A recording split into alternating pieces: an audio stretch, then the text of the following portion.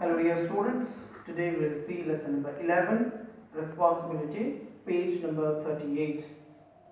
Though we have already seen once during the live class, yet I just want to tell you a little bit about this. Because quite many of you are absent, which the students, those who have not attended, just listen to once. Responsibility, it means what to say, reliability or trustworthiness.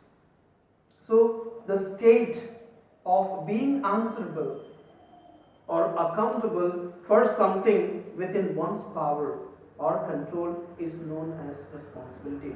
So state of being answerable or accountable for something within one's power is known as responsibility.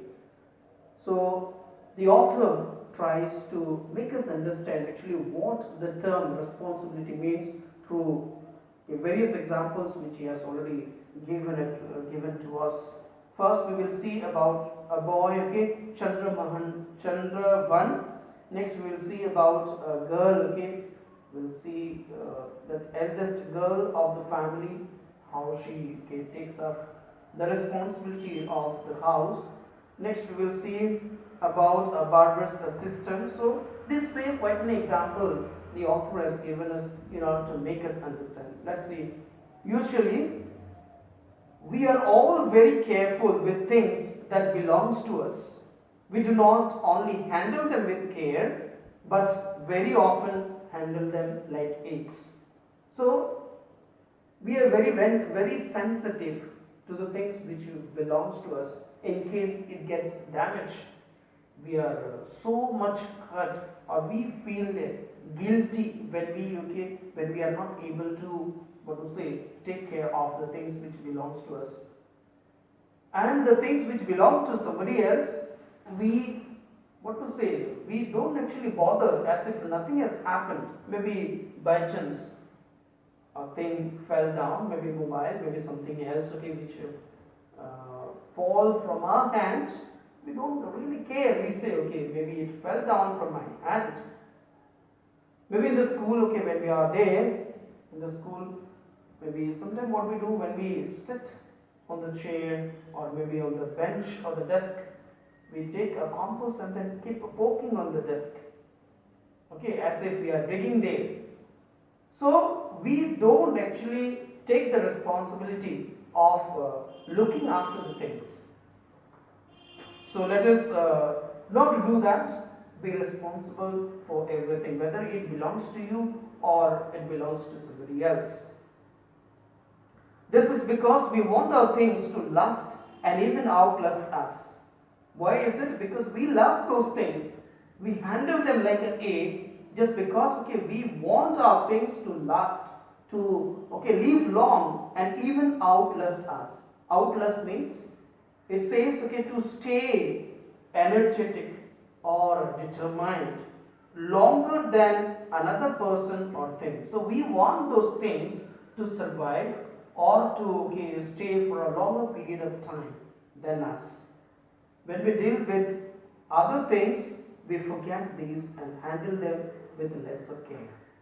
But the things which belong to somebody else, we are not very responsible. We do not take much interest or much, in a good way, we cannot handle those things. While at work, do you take care of your desk, chairs, telephones, machines, tools, gadgets, and other valuable instruments? So there are, or there is a question for all of us. Do we handle them with care? Especially the things that we use. When we go to the school, we have a desk, chair, and maybe at home, we have telephones, maybe some machines or tools, gadgets, that means electronic devices or tools. Do we give value to all these things?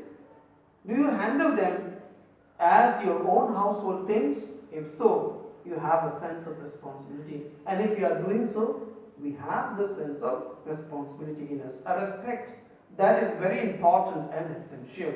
So what is very essential? Respect. Respect is very much important and essential. Often mean and narrow-minded people ventilate their grievances by breaking damaging and causing loss to the owners of property, to the owners of the properties. So often mean and narrow-minded, who are known as, or whom do we call mean and narrow-minded persons? A person with a limited outlook who is unwilling to consider alternatives, ideas, perspective, or thoughts. So these are known as what kind of person? Mean and narrow-minded. So as I've already told you, they have limited outlook, who is unwilling to consider alternative ideas. They just stick on to that particular thing only. They don't look for the alternative ideas or the perspective, or we can say the thoughts. And what do they do? They ventilate their grievances. Ventilate here, it means discuss or examine what? An opinion or issue in the public. So this is what they do it. So something happens and that they are going to make it a public issue.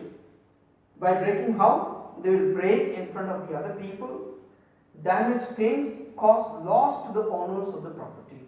And they will cause a loss, not a profit but a loss to the owner of the properties. Such acts should be deplored. That means, deplored means condemned, isn't it? We should condemn this kind of activities and checked by those who notice them. A destructive child loses many good things from his parents because he does not take care of his belongings. So what happened? A destructive child.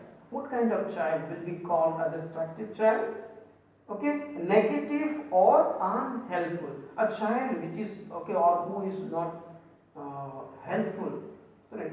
You cannot help the child in any way. So these are the types of children who misses miss or lose many good things from their parents. He is careless and irresponsible. So these kind of maybe children are very careless and responsible. Chandravan is a village boy living with his parents and brothers in a village. There is much work to do at home since his father is a tonga driver. There is also a buffalo to be cared for while his father is away all day. He shoulders his responsibility very well. That means shoulder means he carries out, he does all the activities which his father is supposed to do. So besides studies, he also does all these things. He shoulders his responsibility very well. He takes the buffalo to drink water at the pond. He gathers food for the buffalo and washes out the courtyard where she is tied every day. And then these are the works that this boy do it. His mother needs help too. He does it all ungrudgingly. So ungrudgingly means he does it selflessly. He is very unselfish. Sometimes what happened? We might start complaining, saying that I have this many works. I have to study. I did this. I did that. So many things we talked about. But this boy, you see, in spite of having his own work, he helps his father as well as his mother. He wants to be a teacher. Though his father is a tonga diver, he attends the village school in the afternoon. He also helps his younger brother with his lessons.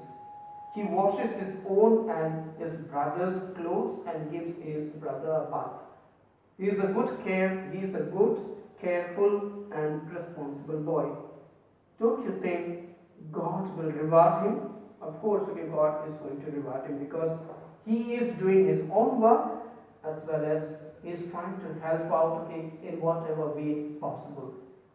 Some years ago, the mother of a large family died upon the frail shoulders of the eldest girl, not yet 17, fell the burden of caring for the family. Without a word, she took over the household chores, kept the children clean, well fed, and sent them to school.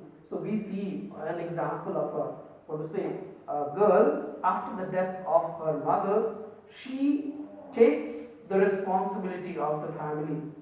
Frail, okay, frail means here of a person delicate and weak. So she was very, what to say, very weak in the sense, okay, she was not very grown up, and then she had to take all the responsibilities of the family. So today we are doing after here only. Next day we are going to continue from page number 39.